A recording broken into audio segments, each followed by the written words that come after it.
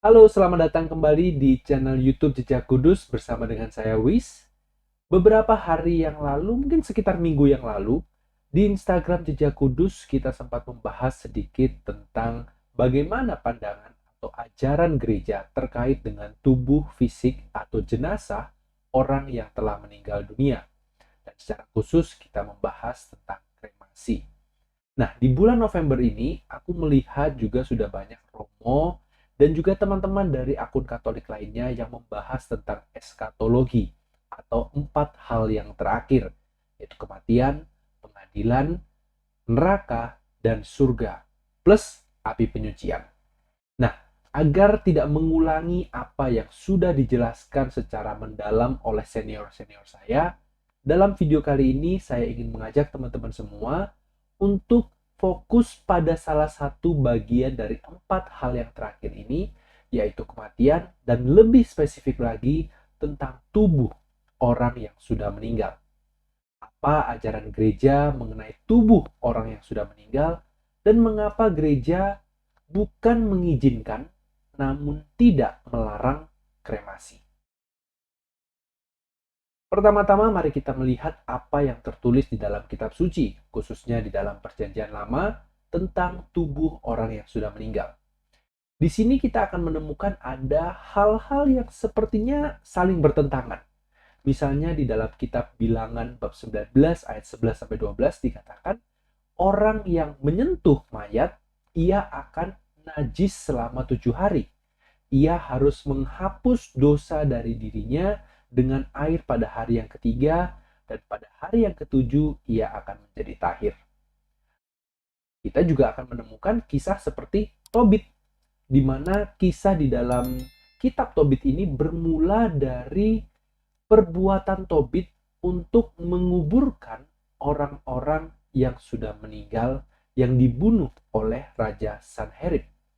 Nah, jika teman-teman belum membaca kitab Tobit ini, aku sangat merekomendasikan untuk teman-teman mulai membaca kitab ini. Karena kitab Tobit adalah salah satu kitab favoritku di Perjanjian Lama.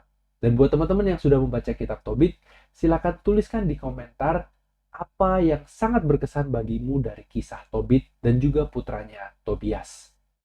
Oke, kita kembali ke topik video ini. Di dalam Perjanjian Lama kita melihat sepertinya ada 2 hal yang saling bertentangan, yang nggak sinkron. Di satu sisi, tubuh orang mati itu sepertinya adalah hal yang buruk, karena dengan menyentuhnya, orang bisa menjadi najis. Namun di sisi lain, kita melihat juga bahwa di berbagai kisah dalam Perjanjian Lama, penguburan itu adalah bagian penting dari tradisi dan juga kepercayaan bangsa Israel. Contoh lainnya selain Tobit adalah pada kitab Kejadian, di mana di bagian klimaks, bagian akhir dari buku pertama kitab suci ini, pada bab 49 dan bab 50, diceritakan tentang kisah kematian Yakub dan juga kematian Yusuf.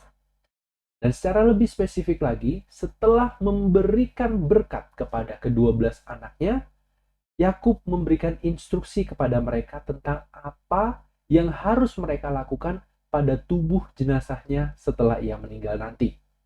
Dalam bab 49 ayat 29 sampai 30 dikatakan, apabila aku nanti dikumpulkan kepada kaum leluhurku, kuburkanlah aku di ladang yang telah dibeli Abraham dari orang Efron. Nah, hal yang serupa kita lihat di dalam bab 50 tentang kematian Yusuf dan bagaimana bangsa Israel memperlakukan jenazah Yusuf. Dalam bab 50 ayat 25 sampai 26 dikatakan Yusuf menyuruh anak-anak Israel untuk bersumpah. Pada waktu Allah membawa kamu keluar dari Mesir, kamu harus membawa tulang-tulangku dari sini. Ya, jadi Yusuf bukan hanya meminta, bahkan menyuruh mereka untuk bersumpah untuk membawa tulang-tulangnya keluar dari Mesir dan dikuburkan bersama dengan leluhurnya. Dan bukan hanya di dalam kitab Kejadian. Kalau kita melihat kitab Ulangan, juga diakhiri dengan kematian dan penguburan Musa. Begitu juga dengan kitab Yosua, diakhiri dengan kematian dan penguburan Yosua. Oleh karena itu kita bisa menyimpulkan bahwa rasanya ini bukan suatu hal yang kebetulan, tetapi ada suatu pesan yang penting di balik tubuh orang yang sudah meninggal dan bagaimana kita harus memperlakukan tubuh itu. Secara singkat dan sederhana kita bisa membaca dan memahami bahwa semua perintah-perintah Allah kepada bangsa Israel di padang gurun di dalam perjanjian lama memiliki satu tujuan yang utama, yaitu untuk mengembalikan atau merekonsiliasi hubungan antara Allah dan manusia yang terputus oleh dosa. Dan secara tegas kita bisa melihat dalam berbagai kisah di perjanjian lama bahwa akibat atau konsekuensi dari dosa adalah kematian. Oleh karena itu, dengan pemahaman ini, sekarang kita bisa membaca kembali bahwa perintah Allah yang mengatakan bahwa jika kamu menyentuh jenazah maka kamu akan menjadi najis, sebenarnya yang dimaksudkan di sini adalah kenajisan karena menyentuh tubuh yang telah mati karena atau sebagai akibat dari dosa. Jadi tujuan yang terutama dari perintah ini kepada bangsa Israel dan juga kepada kita yang membaca teks ini sekarang adalah bukan untuk mengajarkan bahwa tubuh jenazah itu adalah hal yang buruk, tetapi untuk memperingatkan kita agar tidak mendekat dan menghindari dosa. Nah, seperti apa yang sudah kita bahas pada slide sebelumnya tadi, kitab perjanjian lama juga dipenuhi dengan berbagai cerita bagaimana bangsa Israel memperlakukan dan menguburkan tubuh jenazah orang yang sudah meninggal. Mengapa penguburan ini adalah salah satu praktek yang penting dalam kepercayaan dan juga tradisi bangsa Israel? Kita bisa melihat secuplik jawabannya dari doa yang diucapkan oleh Tobit di dalam bab 13 ayat 2 ini. Terpujilah Allah yang hidup selama-lamanya. Ia menurunkan ke dalam dunia orang mati, tetapi menaikkan daripadanya juga. Allah yang hidup menurunkan orang ke dunia orang mati, namun akan menaikkan mereka kembali kepadanya. Bangsa Israel percaya bahwa kematian itu adalah akibat dan konsekuensi dari dosa. Namun mereka memiliki harapan. Harapan yang nantinya akan digenapi oleh Kristus sendiri, yaitu harapan akan kebangkitan. Bangsa Israel percaya bahwa kematian bukanlah perpisahan yang kekal, sehingga mereka memiliki harapan bahwa suatu saat nanti mereka akan berkumpul kembali bersama dengan mereka yang sudah meninggal.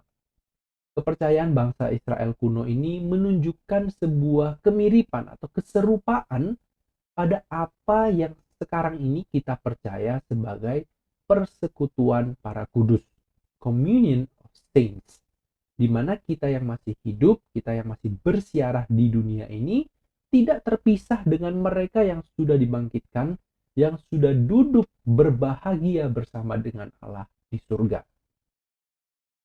Nah, seperti yang tadi aku sudah singgung sepintas bahwa semua harapan dan kepercayaan bangsa Israel ini di dalam perjanjian lama akan tergenapi dengan kedatangan Kristus di dalam hidup, sengsara, wafat, dan kebangkitannya. Nah, kita akan review secara singkat dan ada dua hal secara khusus yang berkaitan dengan pembahasan kita dalam video ini, yaitu inkarnasi dan kebangkitan Kristus. Yang pertama, Santo Athanasius mengatakan bahwa dengan menjadi manusia dan mengambil tubuh dan kodrat manusia, maka Yesus Kristus Putra Allah telah menguduskan tubuh manusia. Sama seperti ketika Yesus turun ke dalam sungai Yordan dan dibaptis di sana oleh Yohanes Pembaptis, Yesus telah menguduskan air sebagai sarana pembaptisan. Demikian pula ketika Yesus turun ke dunia dan mengambil tubuh manusia, Yesus telah menguduskan tubuh manusia. Karena melalui peristiwa inkarnasi ini, Allah telah menyatukan tubuh manusia dengan dirinya sendiri. Lalu yang kedua, kita fast forward ke bagian akhir hidup Yesus. Setelah sengsara dan wafatnya, Yesus bangkit dari dunia orang mati dengan tubuh dan jiwanya.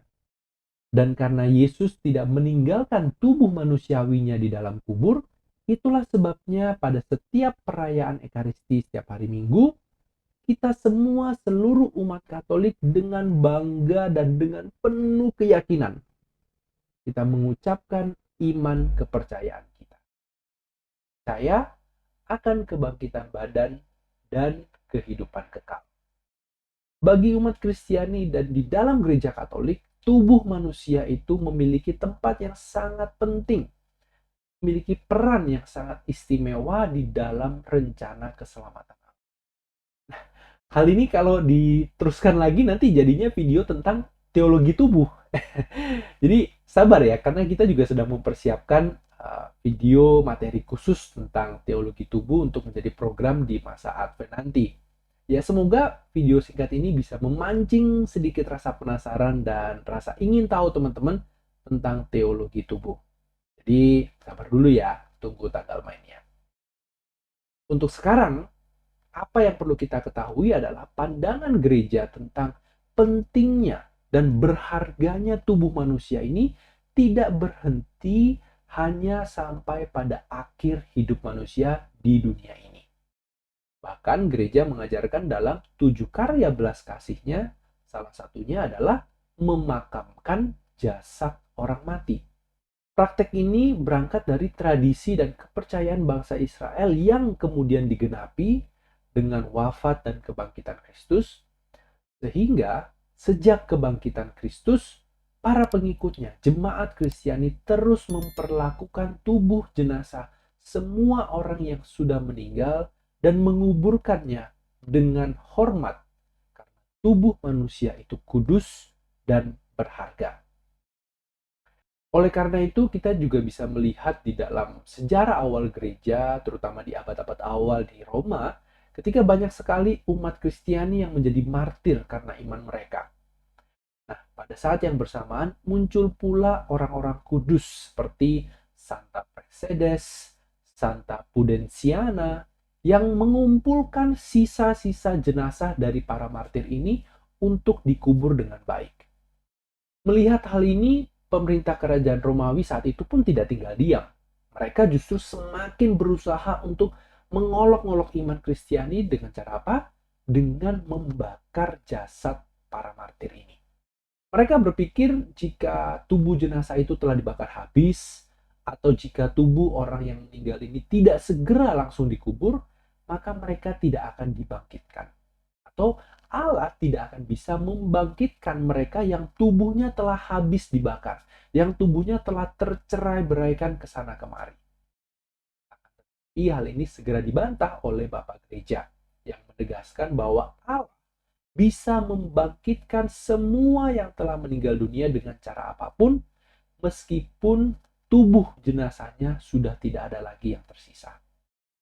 Santo Agustinus mengatakan bahwa tidak banyak tubuh umat Kristiani yang dikubur di dalam bumi, namun tidak ada yang memisahkan mereka dari surga. Jadi pada intinya, praktik kremasi atau membakar jenazah ini pada mulanya adalah upaya untuk menolak ajaran atau kepercayaan akan kebangkitan. Dan yang lebih parah lagi, mereka ingin menunjukkan bahwa kaisar itu lebih berkuasa daripada Tuhan yang disembah oleh umat Kristiani. Nah, perhatikan hal ini baik-baik karena ini adalah poin yang sangat penting dalam perkembangan praktik kremasi dalam era modern nantinya. Namun sebelum itu, mari kita lihat dulu seperti apa perbedaan pandangan terhadap kematian dalam tradisi paganisme dan juga tradisi Kristiani. Dalam tradisi pagan dan dalam hal ini salah satu contohnya adalah tradisi Romawi, mereka menyimpan abu dari jenazah orang mati itu di suatu tempat penyimpanan yang berada di luar tembok kota. Jadi mereka menjaga jarak dengan hal-hal yang berbau kematian. Karena kuburan itu dipandang sebagai tempat yang angker, yang bisa membawa ketidakberuntungan, yang membawa aura negatif dan lain sebagainya. Hal ini sangat bertolak belakang dengan pandangan tradisi Kristiani, di mana kuburan adalah tempat yang kudus, a holy ground.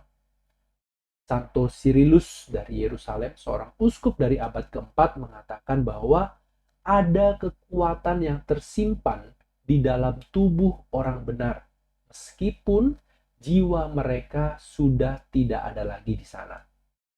Itulah sebabnya salah satu tradisi dari gereja Katolik adalah penghormatan pada religi kudus.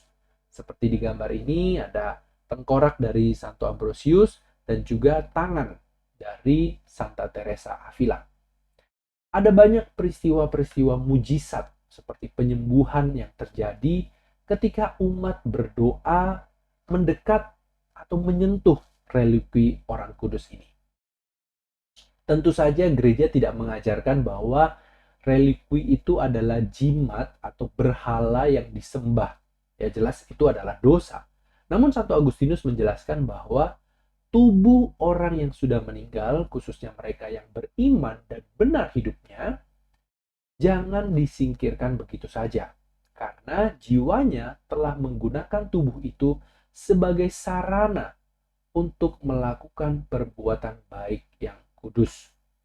Jadi tubuh ini bukan hanya sekedar hiasan, bukan hanya sekedar casing yang membungkus dari luar, namun jiwa dan tubuh adalah satu kesatuan pribadi tersebut semasa hidupnya. Artinya, ketika orang itu berbuat baik waktu ia masih hidup, ketika ia menjadi berkat bagi orang lain, Santo Agustinus mengatakan bahwa yang berbuat baik itu adalah tubuh dan jiwa orang tersebut secara satu kesatuan. Jadi bukan hanya jiwanya yang baik, tapi tubuhnya itu buruk. Namun secara kesatuan yang penuh, tubuh dan jiwa orang tersebut menjadi sarana berkat dan rahmat Allah untuk sesama. Sehingga meskipun sekarang jiwanya telah berpisah dari tubuh ini, tubuh fisik, jenazah dari orang yang hidupnya benar, tetap bisa menjadi sarana rahmat untuk sesama. Jadi beda ya, religi ini bukan suatu jimat. Tulang belulang para kudus ini ya tulang biasa, nggak ada kekuatan gaib di dalam benda itu. Namun karena semasa hidupnya tubuh ini telah menjadi saluran rahmat Allah, maka setelah kematian pun tubuh atau apa yang tersisa dari tubuh itu tetap bisa digunakan Allah untuk menjadi saluran rahmatnya.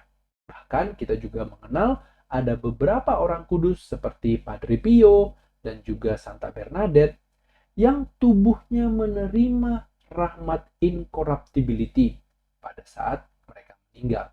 Tubuh mereka hanya seperti sedang terbaring tidur dengan penuh kedamaian. Oke, sekarang kita kembali lagi ke topik utama di video ini, yaitu sejak abad keempat, kerajaan Romawi yang diawali dengan pertobatan Kaisar Konstantin mulai merubah dan menyesuaikan praktek-praktek tradisi mereka sesuai dengan ajaran Kristiani. Termasuk salah satunya adalah menetapkan bahwa kremasi orang yang meninggal itu dilarang.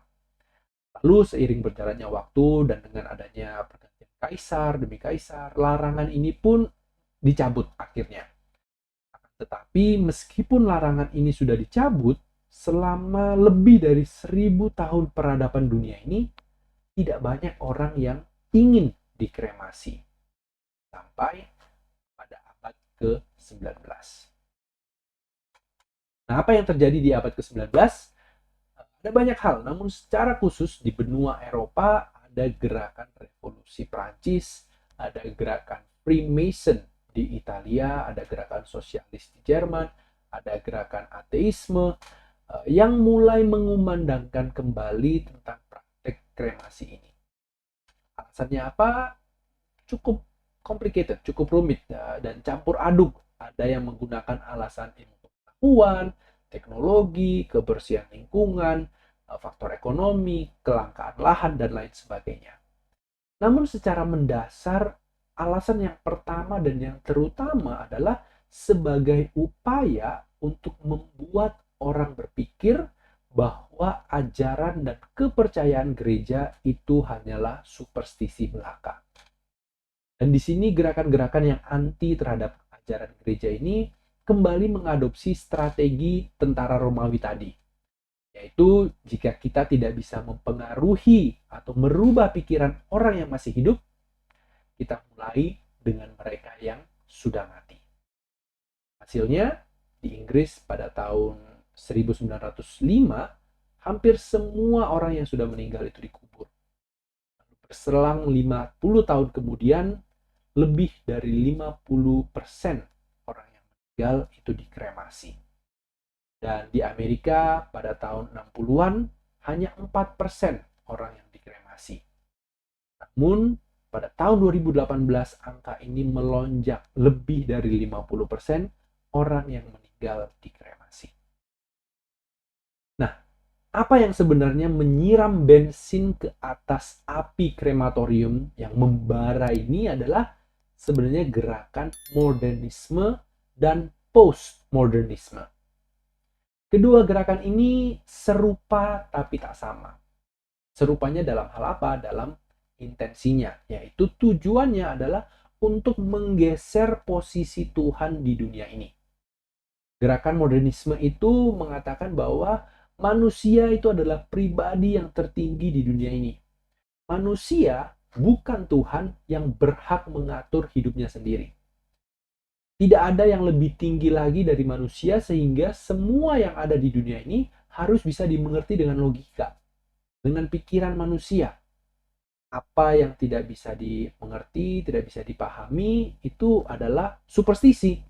Itu hal yang mistis, itu hal yang konyol, hal yang akan membatasi kebebasan, hal yang akan menghambat perkembangan ilmu pengetahuan dan teknologi.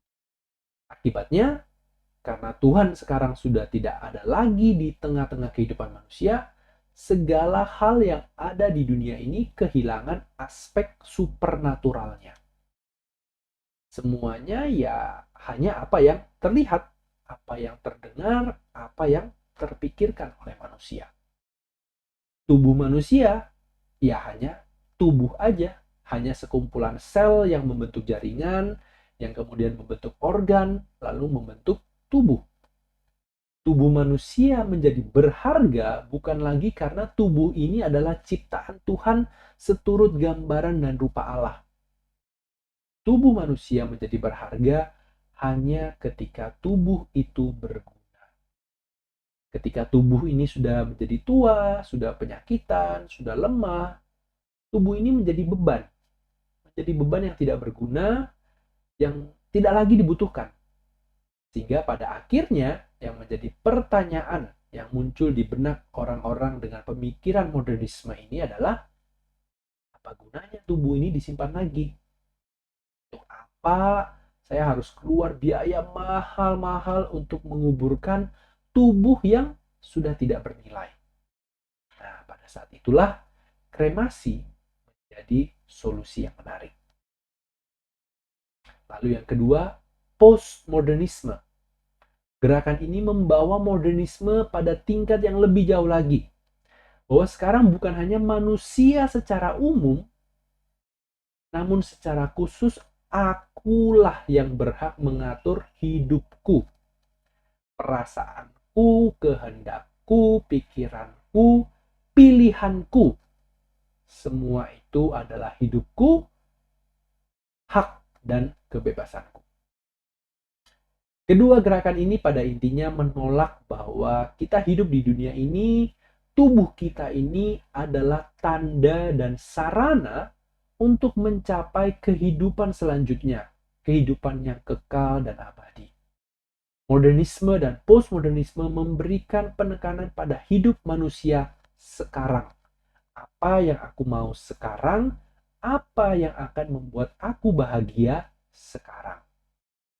Jadi tidak mengherankan kalau salah satu efeknya juga adalah munculnya rasa takut akan kematian. Karena kematian tidak lagi dipandang sebagai awal dari kehidupan yang kekal, melainkan kematian adalah akhir dari kehidupan yang sementara ini.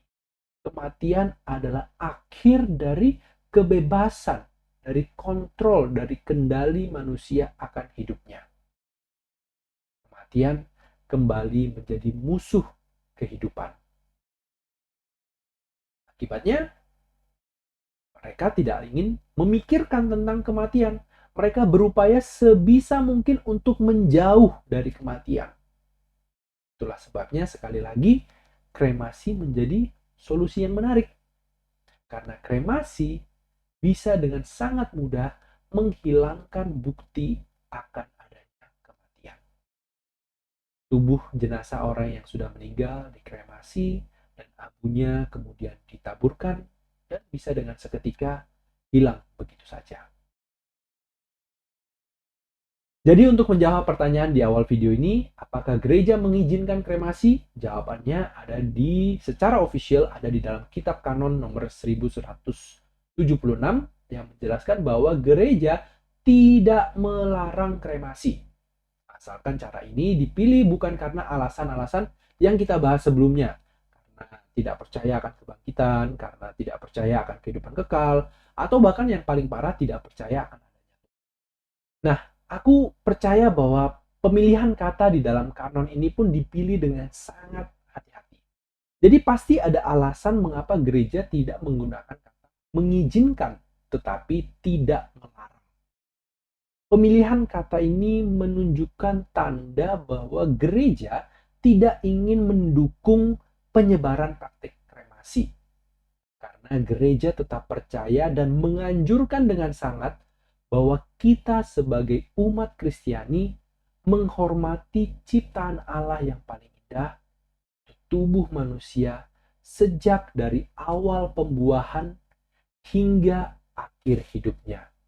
Karena nantinya tubuh ini akan dibangkitkan kembali untuk bersatu dengan jiwanya dalam kemuliaan surga.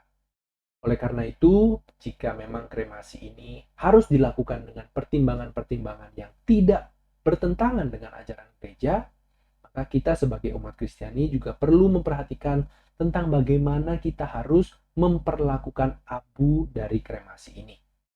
Gereja melarang kita untuk menaburkan abu itu untuk menjaga kesakralan tubuh. Abu dari kremasi bisa disimpan dalam suatu tempat, suatu bejana, lalu bejana itu bisa dikuburkan atau disimpan dalam kolumbarium. Semoga video ini bisa membantu menambah wawasan teman-teman semua dan membantu kita untuk lebih menghayati apa rencana Tuhan yang sangat indah melalui tubuh kita di dalam hidup kita sekarang dan juga di dalam kehidupan kekal bersama dengan Allah.